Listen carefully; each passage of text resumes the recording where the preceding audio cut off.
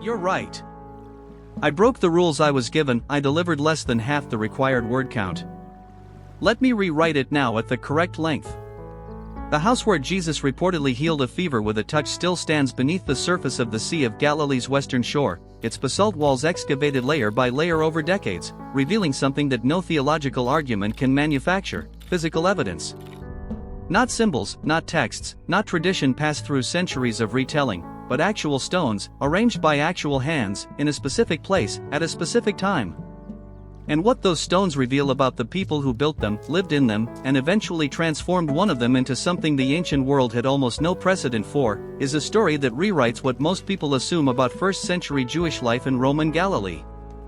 Most visitors to the modern Franciscan church built over the site today look down through the glass floor at the ancient foundations and see poverty. They see roughness, irregularity, the absence of the geometric perfection they associate with great architecture. What they are actually looking at is one of the most intelligent building systems ever developed for a specific environment, executed by people who understood their landscape so completely that their solutions still make engineering sense 2,000 years later. Capernaum in 30 CE was not a backwater. That assumption, the one that pictures Jesus and his disciples in a kind of pastoral poverty, wandering between mud huts on a forgotten lakeshore, collapses the moment you look at the archaeology seriously. The town sat on a critical trade and transit route along the Via Maris, the ancient road connecting Egypt to Mesopotamia, which meant that goods, people, soldiers, ideas, and money moved through it constantly. The population was modest by urban standards, somewhere between 1,000 and 1,500 people according to the physical footprint of the settlement, but those people were not isolated. They were connected to a wider Mediterranean world in ways that shaped everything they built, everything they ate, and everything they believed. A Roman customs post operated in the town, which is why the Gospels place a tax collector named Matthew there. A garrison of Roman soldiers was present, which is why a centurion appears in the narrative asking Jesus to heal his servant. This was not a village at the edge of the known world. It was a node in an economic network, and its architecture reflected that position with a clarity that the basalt walls still communicate today. The building material of Capernaum tells you almost everything you need to know about the intelligence behind its architecture. The entire town was constructed from local basalt, the dense, dark volcanic stone that underlies the region around the Sea of Galilee. Basalt is extraordinarily difficult to work. It resists cutting, dulls tools quickly, and cannot be shaped with the same precision as limestone or sandstone. A stonemason working limestone can achieve smooth, flat faces with relatively modest effort. A stonemason working basalt is fighting a material that seems to resist human intention at every stroke. Yet the builders of Capernaum used it for everything: foundations, walls, grinding stones, agricultural tools, loom weights, fishing net sinkers, and the stepped installations inside their homes. The choice was not a sign of limitation. It was a sign of deep environmental knowledge. Basalt is nearly impervious to the moisture cycles of the Galilean climate, it absorbs and retains heat with exceptional efficiency, it does not crack under the thermal stress of Mediterranean summers and winters the way softer stones do, and it is available in massive quantities directly beneath the surface of the land they were already farming. Working with what the land gave them, rather than importing softer stone at great expense along roads that were functional but not cheap to use, was the intelligent choice, not the poor one. The Romans, with all their engineering power and imperial supply chains, built their monuments from imported marble precisely because they could afford to. The people of Capernaum built from basalt precisely because they understood that for their specific climate, their specific seismic environment, and their specific economic reality, nothing else made more sense. The domestic architecture of first-century Capernaum followed a pattern that archaeologists call the insula, a Latin word meaning island, though in this Galilean context it had nothing to do with Roman urban planning and everything to do with extended family logic. An insula here was a cluster of rooms arranged around one or more shared courtyards, with multiple generations and branches of the same family occupying connected spaces that expanded organically as the family grew. Walls were added, rooms were annexed, courtyards were subdivided, rooflines were extended, all without any master blueprint, because the blueprint was the family itself. The architecture grew the way the family grew, pragmatically, incrementally, with each addition solving a specific human problem at a specific moment in time. A son marries and needs a room, a wall goes up. An elderly parent can no longer climb to an upper sleeping area, the ground floor is reorganized. A successful fishing season means more equipment to store. A storage annex is added to the courtyard perimeter. This is not primitive construction. This is responsive architecture, and it required a sophisticated understanding of how space, light, airflow, and social hierarchy worked together inside a single enclosed compound. The people designing these extensions were not architects in any formal sense. They were heads of households solving real problems with real materials under real constraints, and the solutions they arrived at through accumulated generational knowledge were elegant precisely because they wasted nothing. The house identified through excavation as the dwelling associated with the Apostle Peter sits within exactly this insula pattern. It was not a grand structure. The main room measured roughly 7 meters by 6 meters, with walls built from the standard Capernaum basalt fieldstone technique, large irregular stones set without mortar, stabilized by their own weight and by smaller stones packed carefully into the gaps, then plastered on the interior surfaces with a lime-based mixture that served both as a finishing layer and as a structural binder that prevented the irregular stone faces from shedding debris into the living space. The lime plaster used in these interiors was itself a product of sophisticated local knowledge. Producing lime requires heating limestone to temperatures above 840 degrees Celsius, then slaking the resulting quicklime with water in a controlled process that, if handled incorrectly, generates dangerous heat and caustic splatter. The people of Capernaum did not have limestone immediately at hand. Their local stone was basalt, which means they were either producing lime from limestone sourced at some distance or trading for it, because they understood that the interior finishing quality of their homes depended on a material that required real effort to obtain. The plastered interiors were not luxury. They were hygiene, thermal comfort, and structural maintenance combined into a single material solution. The roof was the element that required the most constant attention and the most genuine engineering thought in these houses. Flat roofs in this climate were built from wooden beams laid across the tops of the walls, then covered with layers of reeds and branches, then finished with a thick application of packed earth that was rolled smooth and sealed against rain penetration using a cylindrical stone roller. These rollers, which look almost like miniature road rollers, have been found throughout the Capernaum excavations, and their presence is itself a piece of evidence about the intelligence of the building system. A flat earthen roof must be rolled after every significant rainfall to close the microcracks that form as the surface dries and contracts. A family that owned a roof roller and knew how to use it could maintain a waterproof roof indefinitely at minimal cost. A family that neglected rolling would find their ceiling turning to mud within a season. The technology was simple. The knowledge required to apply it consistently and correctly was not. The famous episode in the Gospel of Mark in which a paralyzed man is lowered through a roof to reach Jesus is not a supernatural flourish. It is a precise and accurate description of exactly how these roofs were built and how easily an opening could be made in the reed and earth layer above the wooden beams, and how the same rolling and patching technique would close it again afterward. The people who first heard that story would have immediately pictured the specific mechanical reality of it. It was a detail from daily life, not a literary device. What distinguished the house associated with Peter from its neighbors, and what the physical evidence preserved with unusual clarity, is what happened to it over time. In the second half of the 1st century CE, within decades of the period the Gospels describe, the main room of this house underwent a transformation that has no parallel in any other domestic structure yet excavated in Capernaum or in the broader Galilean region from this period. The floor, which in a normal domestic context would have shown the accumulated debris of daily life, ash from cooking, animal bone fragments, broken ceramic vessels, agricultural residue, was instead cleared and covered with a fresh layer of plaster.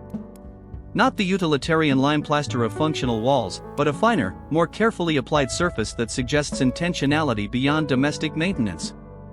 The walls were replastered multiple times in successive layers, and those replastered walls received something that domestic walls in Capernaum simply did not receive: inscriptions.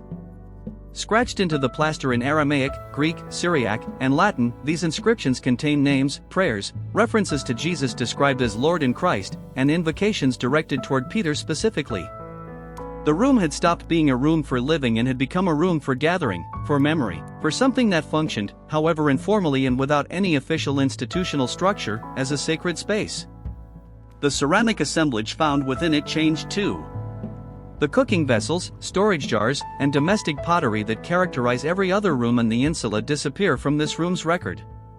What remains are large storage vessels consistent with communal use rather than family meals, and oil lamps in quantities that exceed what any single household would need. Something was happening in that room at night, in numbers, with light. This transition from domestic dwelling to sacred gathering space represents one of the most architecturally significant moments in the entire archaeological record of early Christianity.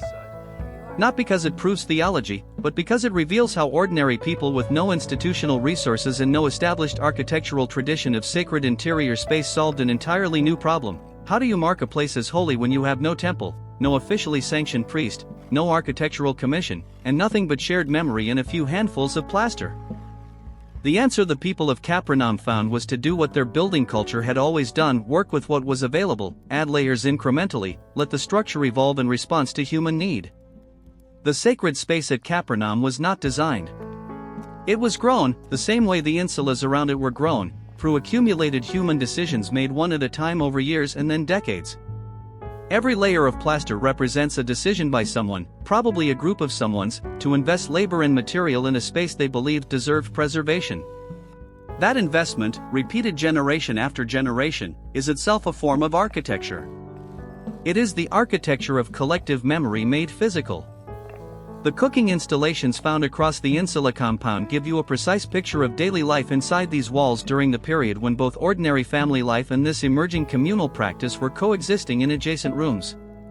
Circular basalt ovens, known in the regional tradition as tabboune ovens, were set into the corners of the shared courtyards rather than inside the enclosed rooms, which was a deliberate and intelligent decision with multiple simultaneous justifications. Cooking fires produce carbon monoxide, smoke, and airborne particulates. Placing the primary cooking heat source in an open courtyard rather than an enclosed room reduced respiratory risk significantly, managed the fire hazard in structures with combustible reed and earth roofs, and allowed the heat and smoke to dissipate naturally rather than accumulating inside the living spaces where people slept and spent the majority of their indoor time. The people who built these houses did not know the chemistry of carbon monoxide poisoning, but they had generations of empirical knowledge about what happened when fires burned in enclosed spaces for extended periods, and their architecture reflected that knowledge precisely and consistently. The basalt grinding stones found throughout the compound, used to process grain into flour on a daily basis, were positioned near the ovens in a logical workflow sequence that minimized the distance between the grinding station, the kneading surface, and the baking area. For the women of the household, who would have managed this sequence for several hours every morning, that spatial logic represented a real reduction in physical labor across thousands of repetitions over years. Water management in Capernaum required solutions calibrated to the specific hydrological character of the site. The town sat directly on the northwestern shore of the Sea of Galilee, which provided abundant freshwater access, but transporting water from the lake to the interior courtyards of the insula compounds required ceramic vessels carried by hand, and storage within the home required either clay jars or, where the geology permitted, rock-cut cisterns. The basalt bedrock of Capernaum is less amenable to cistern cutting than the softer limestone found elsewhere in Galilee, which is why the water storage solutions visible in the archaeological record rely more heavily on above-ground ceramic storage than on the underground cistern systems common in Jerusalem and the surrounding hill country. This is another example of the environmental specificity of Capernaum's architectural intelligence. The builders did not apply a standard template imported from elsewhere. They read their specific geology and adapted their water management accordingly, using large ceramic storage vessels as the primary household water reserve rather than investing enormous labor in cutting cisterns through material that resisted the chisel as stubbornly as the walls above resisted shaping. The fishing economy that supported Peter's household and the majority of Capernaum's population was considerably more organized and commercially integrated than the image of simple lakeside fishermen suggests. Fishing in 1st century Galilee operated within a regulated and taxed system in which fishing rights were leased from the Herodian administration or, in some cases, from Roman-appointed authorities, and the catch was processed, salted, and dried for distribution across regional markets that extended well beyond the immediate lakeshore communities. The basalt net weights found throughout the Capernaum excavations were precision tools, not simple rocks tied to rope. Their shapes were standardized within specific weight ranges calibrated through long practical experience to the hydrodynamics of the nets used in different fishing techniques on the lake. Cast nets, drag nets, and trammel nets each required different weight distributions to sink correctly and maintain their designed shape in the water, and the people who made and used these weights understood those requirements empirically with a precision that any modern fishing engineer would recognize as functional expertise. Peter and Andrew, described in the Gospels as fishermen who owned boats and employed hired workers, were skilled tradespeople operating within a commercial network, not subsistence hunters living outside the economic mainstream of their society. Here is the question that the physical evidence raises and that deserves more attention than it typically receives. At what point did the neighbors of Peter's family notice that the main room of their insula was being used differently, and what did they make of it? The inscriptions on the walls of that room were left by visitors who came from outside the immediate community, Greek, Latin, and Syriac speakers alongside Aramaic speakers, which means people from a range of geographic and cultural backgrounds were finding their way to this specific house in a small Galilean fishing town and scratching prayers into its walls. The logistics of that process, in a world without printed maps, without signage, without institutional directories, are extraordinary. People were learning the location of this house through networks of oral transmission that operated across significant distances and linguistic boundaries. The architecture that received them was unchanged from the domestic structure it had always been, the same basalt walls, the same earthen roof, the same courtyard outside, but the meaning layered onto it through repeated human visitation had made it something entirely new without changing a single stone. By the 4th century CE, the process of architectural transformation that had been growing organically for 300 years received its first formal institutional expression. The main room of the house was enclosed within a larger structure, its walls reinforced, its roof rebuilt, and its perimeter marked in a way that distinguished it from the surrounding domestic architecture that had continued to evolve around it. By the late 4th or early 5th century, a full octagonal church was constructed directly over the site, its octagonal plan deliberately echoing the memorial church form used elsewhere in the Byzantine world to mark places of specific historical significance, the rotunda over the tomb of Jesus in Jerusalem, the octagonal martyrium at Antioch. The choice of the octagon was not arbitrary. It was a recognized architectural language in the Byzantine period for communicating that a place was not merely a functional gathering space but a memorial, a marker of something that had happened here specifically and nowhere else. The builders of that 5th century church were using architectural form as a statement of historical claim, and the claim they were making was that the basalt walls still visible beneath their floors were the actual walls of an actual room where actual events had occurred in living memories. Living memory. What makes the ingenuity of this entire architectural sequence worth understanding at length is not the sophistication of any single technique or the impressiveness of any single structure. No individual element of 1st century Capernaum construction would impress a Roman architect working in marble and concrete in the same period. The ingenuity was systemic and cumulative. It was the intelligence of people who understood their environment completely, the volcanic geology beneath their feet, the lake climate that shaped their seasons, the social structure of extended family life that determined how their spaces were organized, the thermal behavior of dense basalt in Mediterranean heat cycles, the hydrological character of their specific shoreline, and who built in response to all of it simultaneously, without formal training, without architectural theory, without anything beyond accumulated generational knowledge applied with consistent practical intelligence. Their houses were not designed to impress visitors or commemorate builders. They were designed to function, to endure, and to adapt. And the fact that one of them endured and adapted across 4 centuries of continuous human use, transforming from a family home into one of the most archaeologically documented early Christian sites in the world, is a testimony not to miracle but to the quiet, accumulative power of building well with what you have. Have you ever stood in a modern building and wondered what it would take for someone 20 centuries from now to understand what happened inside it, not from documents or tradition, but purely from the physical evidence left in the walls and floors? Because that is exactly what the excavators of Capernaum did, and what they found preserved in those basalt and plaster surfaces was not the cleaned-up version of history that texts tend to transmit but the actual, unedited, material record of people living, praying, grieving, and building forward from loss. Leave your answer in the comments, because the question of what architecture preserves versus what it erases is one of the most underrated puzzles in how we understand the past. The house beneath the glass floor in Capernaum is not impressive by the standards of ancient monumental architecture. It will never compete with the Pantheon or the temples of Luxor for visual impact. But it holds something those monuments do not, an unbroken chain of human presence and human decision-making, stretching from the family that first laid its basalt foundations in the generations before the Common Era to the pilgrims who scratched their prayers into its plaster walls, to the Byzantine builders who enclosed it without erasing it, to the excavators who peeled back its layers one careful centimeter at a time across the 20th century. Every city you have ever walked through contains layers like these, places where ordinary people made building decisions that outlasted the empires those people lived under, not because they were trying to make history but because they were trying to solve the immediate and pressing problem of living well inside a difficult world. The difference between the Galilean fisherman reinforcing his courtyard wall with fieldstone and the engineer specifying load-bearing parameters for a modern residential block is smaller than the centuries between them suggest.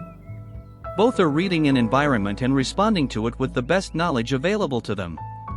The Capernaum builders just happened to respond in a way that preserved, entirely by accident, one of the most consequential addresses in the history of Western civilization.